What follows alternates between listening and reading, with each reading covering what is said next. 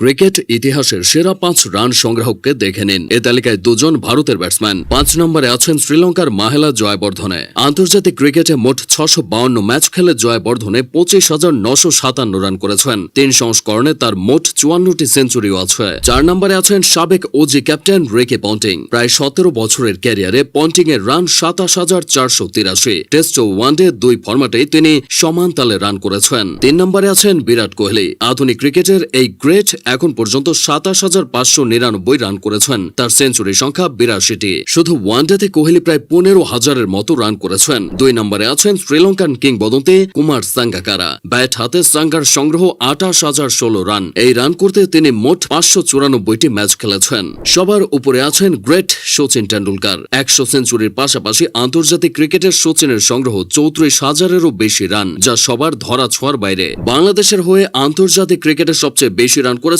মুশফিকুর রহিম। 20 বছরের ক্যারিয়ারে মুশি মোট 15,623 রান করেছেন।